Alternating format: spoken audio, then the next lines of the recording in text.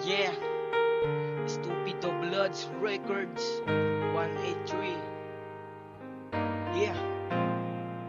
Uh-huh. Yeah. G-Wop. Ayan. Bumalik tayo sa umpisa ng panahon na tayo pa. At nung unang kita ko pa lang sa'yo, gadang-gada. Parang bang ako ay nakakita na isang diwata. Pagkatapos nun, sabay pa tayo umuwi. Isang beses pa nga, ako ay nananakbo papunta sa'yo. Kasi ang sabi mo, ikaw lang mag-isa. At wala kang kasama, kaya ako'y dali-dali para mapuntahan ka at para di ka nag-iisa. Masarap kaya sa piling ng meron kang ganun. Yung tipong may babae naghihintay sa padating mo, para meron lang siya makasabay papauwi. At kalimutan ang pawi na nararamdaman. Sobrang daming memora na puno-puno ng saya, nang hindi ko malilimutan na kahit isa. Kaya sana ikaw huwag mo ko makalimutan, dahil ako ang tao na lagi kang pinapasaya.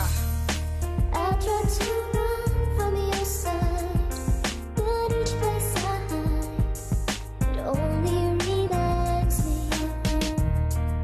When I turn out all the lights, even the night, it only reminds me of you. Yang G, eto ako ngayon at di ko na alam o sadyang nahihibang sa mga nagdaan. Masayang ala-ala, biglang nawala yung pagsasama at palaging tulala. Di ko napagtanto na ay wala sa akin na iyong pamilya. Lubos ko tong di nama at palaging nagdudusa. Pagkakataon ko na sana makasama ka sa mga oras na ako'y gulong-gulong na. Kaso parang malabo, puso umuho, biglang naglaho, pangako na pakoho. Parang nakaharang, hindi na matapos ang aking kahirapan. Nung nagmahal lang naman sadyang ginanahan, bakit biglang bawi agad nakabalaran? Sobrang sakit man, isipin na ayaw ka para sa akin. Walang magawa kundi ikaw ay palayain. I tried to run from your side, but each place I hide, it only reminds me of you. When I turn out all the lights, even the night, it only reminds me of you. Sa Aidas, para sa ito. Ang pangalan mo pa rin sinisigaw ng puso kong wasak.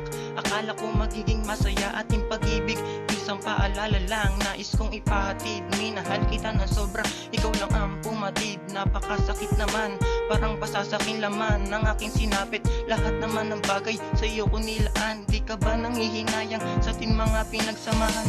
Ano ba aking nagawang mali para iyong iwanan at tapusin ating pagmamahalan? Ang mag-inang man magsindi ng yosi ang gawain ko. Dati ikaw oras-oras ang kasama ko, mahirap din pala ito. Nahihirapan na ako sa 4 na buwan nating relasyon. Isang minuto lang naputol, malabo na siguro mabalik ating pag-ibig. I tried to